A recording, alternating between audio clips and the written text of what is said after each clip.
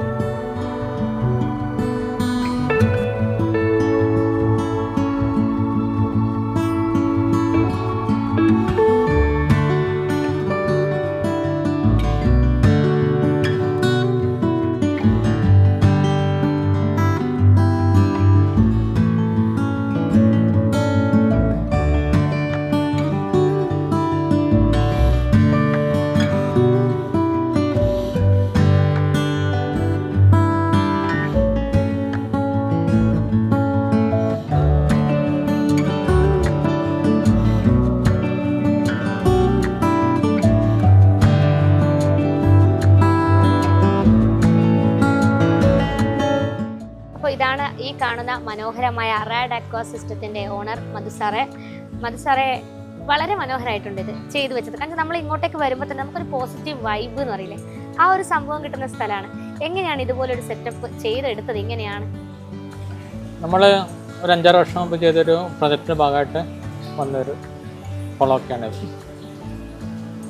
നമ്മൾ സ്വാഭാവികമായിട്ട് നമ്മളെ കൊണ്ട് അറിയുന്ന രീതിയിൽ സെറ്റ് ചെയ്തേ ഉള്ളൂ. നമുക്ക് ഇതിനോട് ബേസിക്കലി നമുക്കിതിനോട് പ്രകൃതിയോട് ഒരു ഇഷ്ടമുണ്ട്. ആ പരിസ്ഥിതി സൗഹാർദ്ദമായിട്ടുള്ള ഒരു വീട് താമസിക്കാൻ വേണം നമ്മളിതിൽ ചെയ്തത്. പഴയ വീടാണെന്ന് പറഞ്ഞു. അത് ഫർണിഷ് ചെയ്യുന്ന സമയത്ത് അതിനോട് ചേർന്ന് തന്നെ അക്വേറിയം, ഇതുപോലെ മീൻ വളർത്താനുള്ള സൗകര്യങ്ങൾ വേണമെന്ന് എഞ്ചിനീയറോട് മുൻകൂട്ടി പറഞ്ഞിട്ടില്ലെങ്കിൽ സാറിൻ്റെ തന്നെ ഒരു എഞ്ചിനീയറിംഗ് അല്ലെ സാറിൻ്റെ തന്നെ ഒരു കൺസെപ്റ്റിൽ ഇത് ഉണ്ടാക്കിയെടുത്തു. ആ വീട് പുതുക്കി പണിയുമ്പോൾ തന്നെ നമ്മൾ ഇങ്ങനെയൊക്കെ വേണമെന്നുള്ള ഒരു ധാരണ ഉണ്ടായിരുന്നു. അപ്പോൾ അതിനനുസരിച്ച് എല്ലാം ഒരുക്കി. അത് ഒന്ന് നമുക്ക് കുറച്ചും കൂടെ ഒന്ന് വിശദമാക്കി പറഞ്ഞുതരും. കാരണം വെച്ചാൽ ഒരുപാട് ആൾക്കാരുണ്ടാവും ഇങ്ങനെ പ്രകൃതി സൗഹൃദമുള്ള ഒരു വീട് വേണം, മരങ്ങൾ വെട്ടാതെ അല്ലെങ്കിൽ തനതായിട്ടുള്ള ആ പ്രകൃതിയുടെ ഊഷ്മാവെല്ലാം നിലനിർത്തി കൊണ്ടുള്ള ഒരു വീട് വേണമെന്ന് ആഗ്രഹിക്കുന്ന ആൾക്കാരുണ്ടാവും. അവർക്കൊക്കെ ഒരു മാതൃകയാണിത്. അപ്പോൾ അതിനെക്കുറിച്ചൊന്ന് വിശദമാക്കി പറഞ്ഞു കൊടുക്കാൻ പറ്റുമോ? നമ്മുടെ വീട് എന്താണ് പണ്ട് തൊട്ടേ കൈമാറ്റം ചെയ്ത് വന്നൊരു വീടാണ്. അപ്പോൾ അത് കളയാൻ വേണ്ടി പാടില്ല അല്ലേ, നമ്മൾ പൈതൃകമൊക്കെ സംരക്ഷിക്കണം. അപ്പോൾ അങ്ങനെയുള്ള ഒരു ചിന്തയുടെ ഭാഗമായിട്ട് വന്ന ഒരു പുതുക്കി പണിയിലാണ് നമ്മുടെ വീട്. അപ്പോൾ അത് പണിയുമ്പോൾ തന്നെ അത് കൂടുതൽ എങ്ങനെ നമുക്ക് അന്തരീക്ഷത്തിന് ഇപ്പം നമ്മൾ അനുഭവിക്കുന്ന ഭൂമിയുടെ പ്രശ്നം ചൂടൊക്കെയാണ്. അപ്പോൾ അതൊക്കെ സ്വാഭാവികമായിട്ട് എങ്ങനെ കുറക്കാം, അങ്ങനെ പക്ഷികൾ വരാം കുറച്ച് അല്ലേ, ജീവജാലങ്ങളൊക്കെ ചെടികളൊക്കെ നമുക്ക് കൂടുതൽ അധ്വാനിക്കാതെ അല്ലേ, നമുക്ക് സമയത്തിൻ്റെ പരിമിതിയൊക്കെ ഉണ്ട് അല്ലേ. അപ്പം നിന്നുകൊണ്ട് നമുക്ക് അങ്ങനെ അപ്പം എന്താണ് വാട്ടർ പ്ലാന്റ്സ് ഒക്കെ വെക്കുകയാണെങ്കിൽ നമുക്ക് എന്താണ് ആദ്യം ഒന്ന് സെറ്റ് ചെയ്ത് എടുക്കുക വേണ്ട, പിന്നീട് അതിൻ്റെ പിന്നാലെ കൂടുതൽ നടക്കണ്ട. അപ്പോൾ അങ്ങനെയുള്ള ചെടികളും ജീവജാലങ്ങളൊക്കെയാണ് നമ്മൾ വളർത്തുന്നത്. സാർ ഇപ്പോൾ ഈ അക്വേറിയത്തിലേക്ക് മാത്രമായിട്ട് ശ്രദ്ധ കേന്ദ്രീകരിക്കാൻ തുടങ്ങിയിട്ട് എത്രയായി? ഈ അലങ്കാര മത്സ്യകൃഷി 8 വർഷത്തോളം. 8 വർഷമായി ഈ അലങ്കാര മത്സ്യകൃഷിയുടെ പിന്നാലെ തന്നെയാണ്. മറ്റ് ജോലികളൊന്നും ഇപ്പൊ ചെയ്യുന്നില്ല, ഇതിപ്പോ ഇത് മാത്രമാണ്. ഒരു കർഷകൻ എന്നറിയപ്പെടാനാണ് കൂടുതൽ ആഗ്രഹം അല്ലേ? അതെ, തീർച്ചയായിട്ടും. അതായത് പ്രകൃതിയിൽ എന്തെങ്കിലുമൊക്കെ നട്ട് വിരിയിക്കുമ്പോൾ കിട്ടുന്ന ഒരു സന്തോഷം മറ്റൊരു ജോലി ചെയ്യുമ്പോൾ കിട്ടില്ല. ഇതിപ്പോ 100% സാറ്റിസ്ഫൈഡ് ആണ്. അപ്പോൾ തീർച്ചയായിട്ടും എൻ്റെ കുട്ടികളും കുടുംബവും അമ്മയും ഒക്കെ സംതൃപ്തരാണ്. ഇപ്പോ എത്ര അലങ്കാര മത്സ്യങ്ങളുടെ എത്ര ഇനങ്ങളുണ്ട് ഇവിടെ? നമുക്കൊരു 40ഓളം ഇനങ്ങൾ. 40ഓളം ഇനങ്ങളുണ്ട്. ഏകദേശം ഏതൊക്കെയാണെന്നൊന്ന് പറയാമോ? പ്ലാന്റ് അക്വേറിയത്തിൽ വളരുന്ന ഫിഷുകളാണുള്ളത്. ഗപ്പി, പ്ലാറ്റി, ഷ്രിമ്പ്, ടെട്രാസ്, ബാർബുകൾ ഒക്കെ നമ്മുടെ കൈവശമുണ്ട്. ഇതില് ഏറ്റവും കൂടുതൽ ആവശ്യക്കാർ വരുന്നത് ഇതിനാ? പ്ലാന്റ് അക്വേറിയം എന്നുള്ള കോൺസെപ്റ്റ് നമുക്കുള്ളത്. അപ്പം നമ്മൾ എന്താണ് ആ ഫിഷ് തെരഞ്ഞു വരുന്നവരാണ് നമ്മുടെ അടുത്ത് വരും. Plant aquarium. ഈ പ്ലാന്റ്സ് ഇതിനനുസരിച്ച് കിട്ടുന്നത് അവൈലബിൾ ആയിട്ടുള്ള എവിടുന്നാ? പുറത്ത് പോയിട്ട് വാങ്ങുന്നതാണ്? ആദ്യം ടിഷ്യൂ കൾച്ചർ ചെടികൾ വാങ്ങിച്ച് ചെയ്താണ്, പ്രൊപ്പഗേറ്റ് ചെയ്തെടുത്താണ്. ഇപ്പം നമുക്ക് കൊടുക്കാനുള്ള അത്യാവശ്യം ചെടികളൊക്കെ ഉണ്ട്. ഈ പലതരം ആമ്പലുകൾ കണ്ടു, അതുപോലെ പ്ലാന്റ് അക്വേറിയത്തിലുള്ള മറ്റു ചെടികൾ ഉണ്ടായിരുന്നു അപ്പുറത്തെ സൈഡിലൊക്കെ. ആമ്പലിന്റെ തന്നെ വെറൈറ്റി, താമരയുടെ വെറൈറ്റി, അങ്ങനെ ഒരുപാട് ഇനങ്ങൾ കണ്ടു. എങ്ങനെ ഇതിനെക്കുറിച്ചൊരു നേരത്തെ ഒരു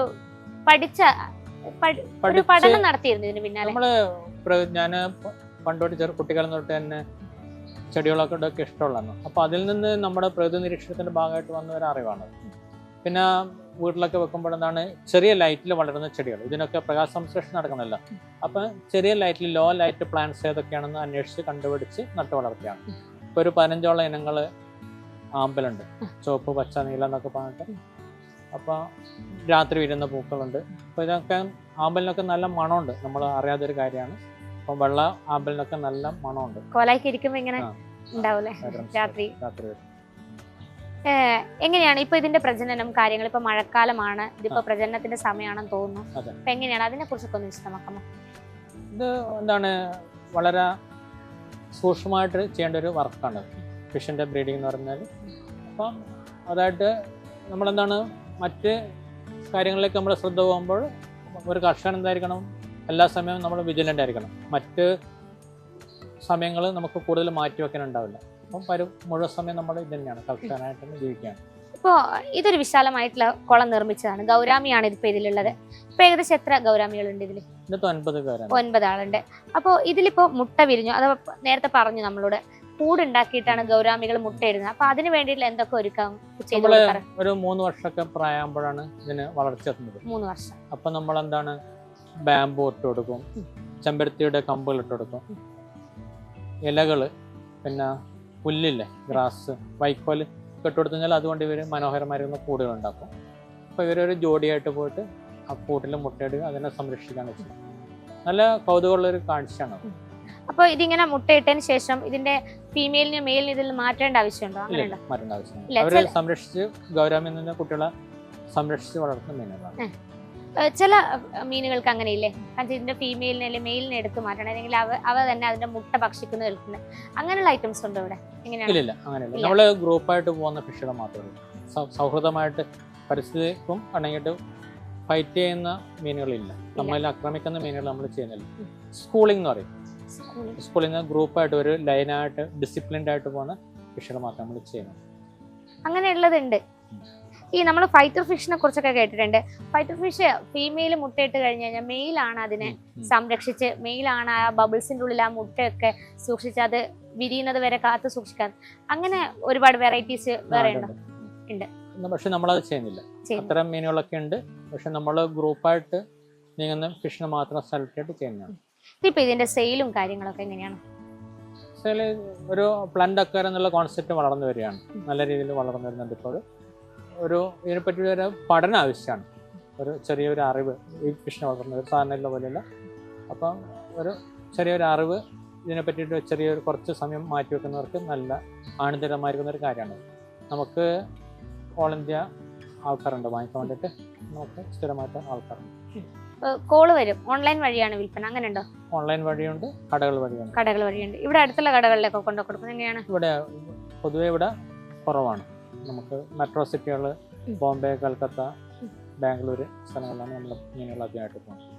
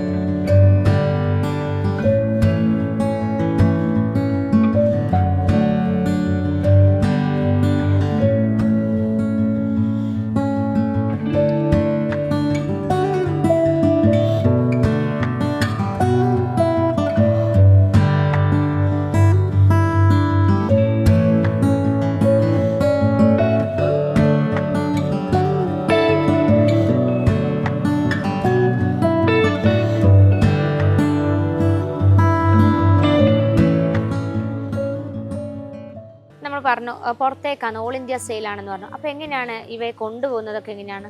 അത്രയും സൂക്ഷിച്ച് ഭദ്രമായി കൊണ്ടുപോകുന്നത്? നമ്മളെന്താണ് പ്ലാസ്റ്റിക് കവറിൽ പിന്നെ വളരെ സൂക്ഷ്മതയോട് പിടിച്ചിട്ട് ഓക്സിജനൊക്കെ നമ്മൾ നിറയ്ക്കണം. ഫില്ല് ചെയ്തിട്ട് തെർമോക്കോൾ ബോക്സിൽ വെച്ചിട്ട് റെയിൽവേ വഴിക്ക് വിടുകയാണ്. ട്രെയിനിന് സർവീസ് അവൈലബിൾ ആണ്. അതുപോലെ അക്യൂറിയം ചെയ്ത് നൽകുന്നുണ്ടോ? ചില ആൾക്കാർ പറയില്ലേ നമുക്ക് ഇങ്ങനെ ഒരു മോഡൽ അക്യൂറിയം വളരെ അപൂർവമായിട്ട് മാത്രമേ, നല്ലൊരു ഓർഡറൊക്കെ വന്നു കഴിഞ്ഞാൽ മാത്രമേ ചെയ്ത് കൊടുക്കും. നമുക്ക് സമയത്തിന്റെ പരിമിതി കൊണ്ടാണ്, താല്പര്യമായിട്ടല്ല.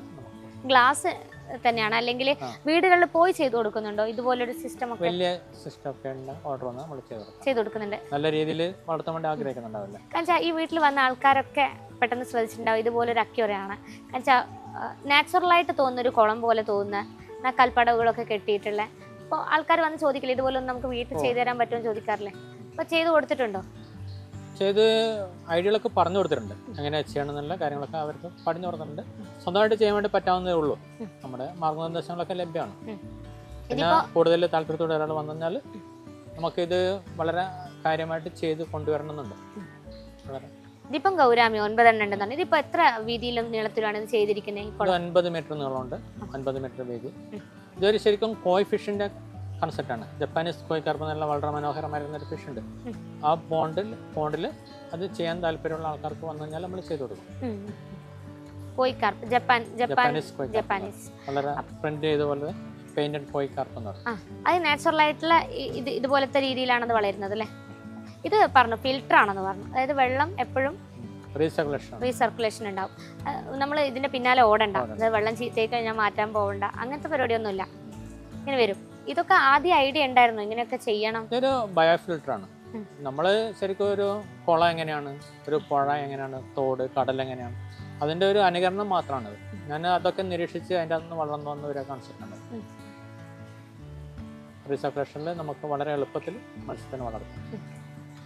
നമ്മൾ നേരത്തെ പറഞ്ഞു പുറത്തേക്ക് സെയിൽ ചെയ്യുന്നുണ്ട്. അപ്പോൾ അതിന് ഓരോന്നിനും എങ്ങനെയാണ് വിലയൊക്കെ നിശ്ചയിച്ചിരിക്കുന്നത്?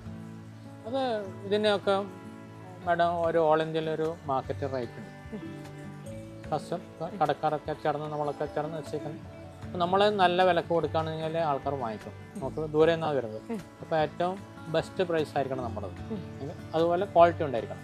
നമ്മളത് രണ്ടും ഉണ്ടെന്നാണ് നമ്മൾ വിശ്വസിക്കുന്നത്. നല്ല ബെസ്റ്റ് പ്രൈസാണ്, അതുപോലെ നല്ല ക്വാളിറ്റി ഉണ്ടെന്നാണ് നമ്മൾ ഈ ക്വാളിറ്റി ഉള്ള മീൻ എങ്ങനെയാണ് തിരിച്ചറിയുക? അതായത് അത് രോഗപ്രതിരോധ ശേഷിയുണ്ട്, രോഗങ്ങൾ വരാതിരിക്കണമല്ലോ. മീനുകൾക്ക് എന്തായാലും മനുഷ്യനെ പോലെ തന്നെയാണ്, ജന്തുജാലങ്ങൾക്കെല്ലാം രോഗം വരും. അപ്പോൾ രോഗം വരാതിരിക്കണം, അതിനൊക്കെയുള്ള കുറേ മാർഗങ്ങളൊക്കെ ഉണ്ടല്ലോ. മൂവ്മെന്റ്സ് നോക്കിയാൽ നമുക്ക് മനസ്സിലാവും. പിന്നെ കളറ്, ആരോഗ്യം, അത് ഇതിനെപ്പറ്റി ധാരണയുള്ളവർക്ക് വളരെ പെട്ടെന്ന് മനസ്സിലാവും. എങ്ങനെയാണ് രോഗം വന്നാൽ എന്താ ചെയ്യാറ്? നമ്മൾ വരാതെ നോക്കാന്ന് വേണ്ടത്. വന്നു കഴിഞ്ഞാൽ നമ്മുടെ ഞാൻ പറഞ്ഞ റീസർക്കുലേഷൻ സിസ്റ്റമാണ്. നമ്മൾ കല്ലുപ്പ് മാത്രമേ ഉപയോഗിക്കാറുള്ളൂ, വേറെ മെഡിസിനുകളും നമ്മൾ ഉപയോഗിക്കാറില്ല. ഇതിൽ കല്ലുപ്പിടും വെള്ളം മാറ്റുന്ന സമയത്ത്. ഇതിപ്പോൾ റീസർക്കുലേഷൻ എന്ന് പറഞ്ഞു. അപ്പോൾ എങ്ങനെയൊക്കെ കല്ലുപ്പിടുക? അതായത് ആഴ്ചയിലാണോ അല്ലെങ്കിൽ മാസത്തിലാണോ, എങ്ങനെയെങ്കിലും ഉണ്ടോ? അല്ല, എന്തെങ്കിലുമൊക്കെ ബുദ്ധിമുട്ട് തോന്നുന്നുണ്ടെങ്കിൽ മാത്രമേ നമ്മൾ വളരെ ടെമ്പറേച്ചറൊക്കെ കൂടി വരുമ്പോൾ മാത്രമേ ഇതിൻ്റെ pH ഒക്കെ ചെറുങ്ങനെ മാറുകയുള്ളൂ. ആ സമയത്ത് മാത്രമേ നമ്മളത് കൊടുക്കാറുള്ളൂ. സാധനം അതിൽ നമുക്ക് ഇവിടെ നമ്മൾ രോഗങ്ങൾ വരാതെ നോക്കാറുണ്ട്. നമ്മൾ പുറത്തുനിന്ന് മീൻ കൊണ്ടുവരില്ല. വേറെ പുറത്തുനിന്നൊക്കെ രോഗങ്ങളുള്ള മീൻ വരുമ്പോൾ മാത്രമേ പ്രശ്നങ്ങൾ വരും. അപ്പോൾ നമ്മളതൊക്കെ അതുകൊണ്ടാണ് കുറച്ച് ലിമിറ്റഡ് ഫിഷിൽ മാത്രം നമ്മൾ ഒതുങ്ങി നിൽക്കുന്നത്. പുറത്തുനിന്ന് മീൻ വരുമ്പോഴാണ് അസുഖങ്ങളൊക്കെ വരും. കൂടുതലായിട്ടും വരുന്ന അസുഖം എന്താണെന്ന് അറിയോ? ഇങ്ങനെ കണ്ടുവരുന്നത് എന്താണ് കൂടുതലായിട്ടും മീനുകൾക്ക് വരുന്നത്? അമോണിയ കൊണ്ടുവരുന്ന അസുഖങ്ങളാണ്. ഫിഷ് വെള്ളം ചീത്തയായിട്ട് വരുന്ന അസുഖങ്ങളാണ് സാധാരണ അതിൽ വരുന്നത്. അപ്പം നല്ല സിസ്റ്റം നമ്മൾ കണ്ടതില്ല, നിങ്ങൾ റീസർക്കുലേഷൻ സിസ്റ്റം ചെയ്യണം. ഇത് ഫിഷിൻ്റെ വേസ്റ്റ്, അതായത് ഫിഷിൻ്റെ വേസ്റ്റ് ഉണ്ടാവും, കൂടുതൽ വരുന്ന ഫുഡ് ഉണ്ടാവും. ഇതൊക്കെയാണ് അമോണിയ ആയിട്ട് മാറുന്നത്. നമ്മുടെ സിസ്റ്റം എന്ന് പറഞ്ഞാൽ ഈ അമോണിയ കഴിക്കുന്ന ഒരു ബാക്ടീരിയ നമ്മൾ ഇതിനകത്ത് ആഡ് ചെയ്തിട്ടുണ്ട്, നൈട്രോസോമോണസ് എന്ന് പറയും. ഈ നൈട്രോസോമോണസ് ബാക്ടീരിയ ഇതിനൊക്കെ അയച്ചിട്ട് നൈട്രേറ്റ് ആക്കി മാറ്റും. ആ നൈട്രേറ്റിനെ ആര് വലിച്ചെടുക്കും? ഈ ആമ്പല് ചെടികളൊക്കെ. അപ്പോൾ നമ്മുടെ വെള്ളം എപ്പോഴെന്ന് 100% പെർഫെക്റ്റ് വെള്ളമായിരിക്കും, ക്രിസ്റ്റൽ ക്ലിയർ വെള്ളമായിരിക്കും. അങ്ങനെയുള്ള സിസ്റ്റത്തിൽ നമ്മൾ കാര്യങ്ങൾ ചെയ്യുന്നത്. ഇത് എല്ലാവർക്കും ചെയ്യാൻ വേണ്ടി പറ്റാവുന്ന കാര്യങ്ങളേ ഉള്ളൂ, കൂടുതലായിട്ടൊന്നുമില്ല. ഇതിന് കൊടുക്കുന്ന ഫുഡ് കാര്യങ്ങൾ അതെങ്ങനെയാണ് ശ്രദ്ധിക്കുന്നത്? ഫുഡ് നമ്മൾ എന്താണ് കൊടുത്തു കഴിഞ്ഞാൽ 5 മിനിറ്റുള്ള കഴിച്ച് കഴിയണം. വെള്ളത്തിൽ കടന്നു കഴിഞ്ഞാലാണ് വെള്ളം ചീത്തയാവും. അതിന് മുമ്പിൽ കഴിക്കാൻ വേണ്ടി പറ്റാവുന്ന ഫുഡ് മാത്രമേ കൊടുക്കാൻ വേണ്ടി പാടുള്ളൂ. നമ്മൾ എങ്ങനെയാണ് ഭക്ഷണം കഴിക്കുന്നത് അതുപോലത്തെ ഫുഡ് അത്ര മാത്രം ഇല്ല. നമ്മൾ ഒരു ദിവസത്തെ ഫുള്ളും മൊത്തം ഒരുമിച്ച് കഴിക്കില്ലാരോ, 4-5 നേരമായിട്ടില്ല. അതുപോലെ തന്നെ അവർക്കും ഭക്ഷണം കൊടുക്കണം. പിന്നെ ഇത് വെള്ളത്തിലാണ് ഇടുന്നത്, അത് ഓർമ്മിക്കണം. വെള്ളമാകുമ്പോൾ മൊത്തം ചീത്തയാകും. അപ്പോൾ നമ്മളത് ശ്രദ്ധിച്ചിട്ട് നമ്മുടെ മനസ്സിലെപ്പോൾ ഓർമ്മ ഉണ്ടായിരിക്കണം. ഇപ്പോൾ ഏതൊക്കെ സമയത്താണ് ഫുഡ് കൊടുക്കുന്നത്? രാവിലെ, ഉച്ച, വൈകുന്നേരം 3 സമയത്ത്. എന്താ അതിന്റെ തീറ്റയിൽ എന്തെങ്കിലും പ്രത്യേകതകളുണ്ടോ? ഇല്ല, നമ്മൾ കഴിക്കുന്ന ഫുഡുകളാണ് ഇതിനൊക്കെ ജാൻറ്റുകാരൊക്കെ കൊടുക്കുന്നത്. നമ്മൾ കഴിക്കുന്ന ഫുഡ്, അതായത് മീൻ തീറ്റയല്ല. ഇല്ല, ഇലകള്, ചെമ്പരത്തിപ്പൂവ്, ചീരകള്, ഇവിടെ വളർത്തുന്ന എല്ലാ ഫിഷ് ടൈപ്പാണ് നമ്മൾ കഴിക്കുന്ന. എന്തും ഇലക്കറികളായാലും അങ്ങനത്തെ എല്ലാ ടൈപ്പ് സാധനങ്ങളും നമ്മൾ കണ്ടുവരുന്ന വെച്ചാൽ മാർക്കറ്റിൽ നിന്നൊക്കെ വാങ്ങുന്ന മീൻ തീറ്റകൾ പോലുള്ളതാണ് ഇവർക്ക് കൊടുക്കുന്നത്. അത് നമുക്ക് കൊടുക്കാം. നമ്മൾ സ്പൈറലിന, ഞാൻ പറഞ്ഞല്ലോ, പ്ലാന്റ് അക്വയർ എന്നുള്ള കോൺസെപ്റ്റ് ആണിത്. അപ്പം ചെടികളോട് മേലെയുള്ള ആൽഗകളൊക്കെ കഴിച്ച് വളർന്ന ഫിഷിലാണ് നമ്മൾ ചെയ്യുന്നത്. അപ്പോൾ നമുക്ക് കൂടുതലായിട്ട് കൃത്രിമ ഫുഡുകളെ ആശ്രയിക്കാതിരിക്കാം. ഏറ്റവും നല്ലത് കൃത്രിമ ഫുഡ് ആശ്രയിക്കാതിരിക്കുന്ന രോഗങ്ങളും വരുന്നത് കുറയുന്നതെന്ന് തോന്നുന്നു. അത് നമ്മൾ സെലക്ട് ചെയ്യുന്ന മീനിനെ പോലെ ഇരിക്കും. നമ്മൾ വലിയ മീനിനൊക്കെ സെലക്ട് ചെയ്യുമ്പോൾ കൃത്രിമമായിട്ടൊക്കെ നമ്മൾ ഉണ്ടാക്കി കൊടുക്കേണ്ടി വരും. അത് നമ്മളെ അഭിരുചിക്ക് അനുസൃതമായിട്ടിരിക്കും. നമ്മളേത് ഫിഷാണ് സെലക്ട് ചെയ്യുന്നത് വളർത്താൻ വേണ്ടി അതുപോലെ ഇരിക്കും. അപ്പോൾ മധു സാർ, ഒരുപാട് ടാങ്ക് കാണുന്നു, ഇതിലൊക്കെ മീൻ വളർത്തിക്കൊണ്ടിരുന്നതാണ്. ഇപ്പം ഇല്ല. ഇത് നമ്മൾ മഴ വരികയാണല്ലോ, അപ്പം ഫിഷ് ബ്രീഡിങ്ങിന് വേണ്ടിയിട്ട് പുതുതായിട്ട് വെള്ളം നിറയ്ക്കാൻ വേണ്ടിയിട്ട് മാറ്റിയതാണ് എല്ലാവരും. ഇതിപ്പോൾ ഈ ഒരു സെറ്റപ്പ് തുടങ്ങിയിട്ടും കുറയായോ? ഇങ്ങനെ 1-2 വർഷത്തോളം. 1-2 വർഷമായി ഇവിടുന്ന് കുട്ടികളെ ഉണ്ടാക്കുകയാണ്. അപ്പം ഈ മഴയ്ക്ക് മുമ്പ് പുതിയ വെള്ളം നിറക്കണം, അതിന് വേണ്ടിയിട്ടാണ്. അല്ലെങ്കിൽ അതുവരെ എത്ര മാസം നിൽക്കും ഈ റീസർക്കുലേഷൻ? 1 വർഷം. 1 വർഷം. 1 വർഷം നിൽക്കും. പിന്നെ ഈ വർഷം നല്ല ചൂടുണ്ടായിരുന്നല്ലോ, ആ സമയത്ത് നമ്മൾ നിർത്തിവെച്ചതാണ്. ഇനിയിപ്പോൾ തുടങ്ങാനിരിക്കുകയാണ്. ഇതിൽ അതുപോലെ പായൽ പോലെയുള്ള ചെറിയ ചെടികൾ, സസ്യങ്ങളൊക്കെ വളർത്തുന്നുണ്ട്. ഇത് മീനിന് ഭക്ഷിക്കാൻ വേണ്ടിയിട്ട് ആണല്ലേ, പുറത്തേക്ക് കൊടുക്കാൻ വേണ്ടി? വെള്ളത്തിന്റെ ക്ലാരിറ്റി സംരക്ഷിക്കാൻ വേണ്ടി ചെയ്തതാണ്. ഡക്ക് വീട് എന്ന് പറയും. അത് ഇട്ട് കഴിഞ്ഞാൽ വെള്ളം നല്ല ക്രിസ്റ്റൽ ക്ലിയർ ആയിട്ടിരിക്കും. വെള്ളത്തിലുള്ള നൈട്രേറ്റ് ഒക്കെ ചെടികൾ വലിച്ചെടുക്കും. മീന് ഭക്ഷിക്കുകയും ചെയ്യുന്നുണ്ടല്ലേ? അത്യാവശ്യം. പുറത്തേക്ക് കൊടുക്കുന്നുണ്ടോ? അത് കൂടി നല്ല ദ്രുതത്തിൽ വളരുന്നതാണ്. നല്ല രീതിയിൽ വളർന്നു കഴിഞ്ഞാൽ നമുക്ക് ദോഷം വരും. പിന്നെ ഓക്സിജൻ നല്ലപോലെ നിറഞ്ഞു പോകും. അപ്പൊ നമ്മൾ ഒരു ഫാർമർ മാത്രമേ ഇതൊക്കെ ചെയ്യാൻ വേണ്ടി പാടുള്ളൂ. നമ്മൾ കൃത്യമായിട്ട് എപ്പം ജോലി ചെയ്തുകൊണ്ടിരിക്കണം. അപ്പൊ അത് എടുത്ത് മാറ്റണോ? നിറയുന്നതിനനുസരിച്ച് എടുത്ത് മാറ്റണം. അത് ഏത് ടൈപ്പ് പായലാണെങ്കിലും അങ്ങനെ തന്നെയാണോ? അതാണ്, അതായത് പല വെറൈറ്റി ഉണ്ട്. ഇപ്പൊ ഇവിടെ നമ്മൾ കണ്ടത് വളരെ ചെറുതാണ്. ഇതിന്റെ കുറച്ച് വലിയ ബ്രീഡ് വരുന്ന, വലിയ സൈസ് വരുന്നുണ്ട്. അതിലും വലുതുണ്ട്. അസോള ടൈപ്പ് വെള്ളത്തിന്റെ മുകൾ വശം ഫുൾ കവർ ആവാൻ പാടില്ല. 10% ഒക്കെ കവർ ചെയ്യാൻ വേണ്ടി പാടുള്ളൂ. കൂടുതൽ ഓക്സിജൻ വന്നു കഴിഞ്ഞാൽ മീനുകൾക്ക് അത് ദോഷം. ഓക്സിജൻ ഇത് വലിച്ചെടുക്കും, ചെടികളും വലിച്ചെടുക്കുമല്ലോ. അപ്പം സപ്ലൈ കുറയും. അപ്പൊ എല്ലാം ഒരു നിയന്ത്രിത അളവിൽ മാത്രമേ പാടുള്ളൂ.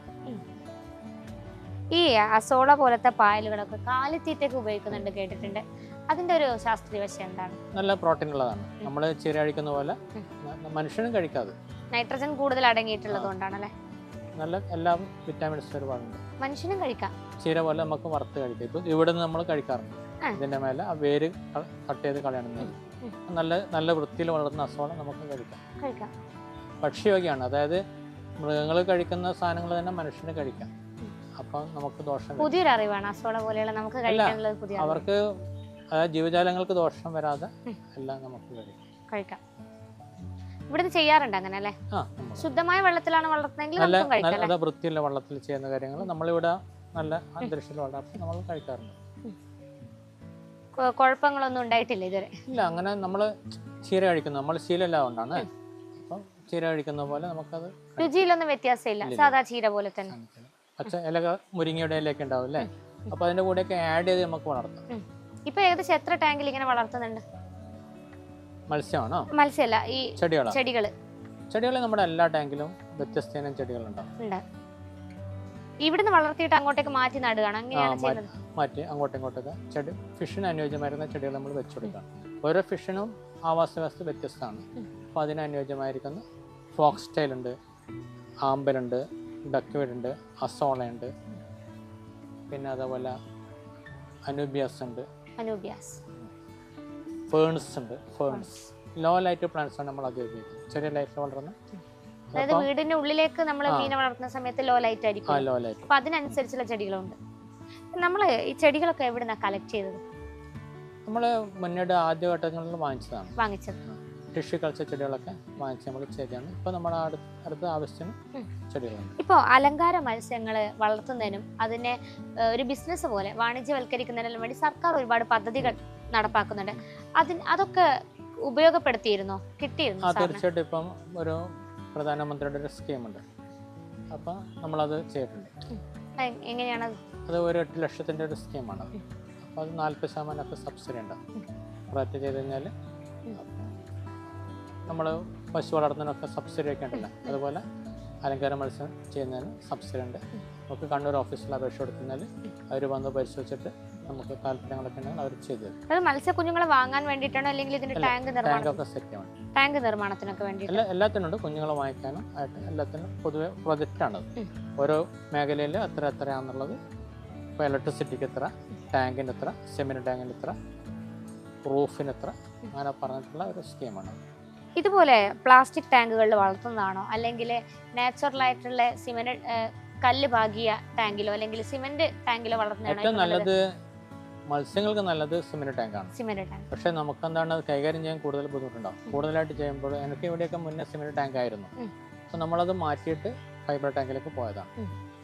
അത് വെച്ചാൽ ഇത് കുഞ്ഞു കുഞ്ഞു മീനാണല്ലോ നമ്മൾ ചെയ്യുന്നത്, അപ്പോൾ അത് ചെയ്യാൻ എന്താണ് കുറച്ചുകൂടി എളുപ്പമാണ്.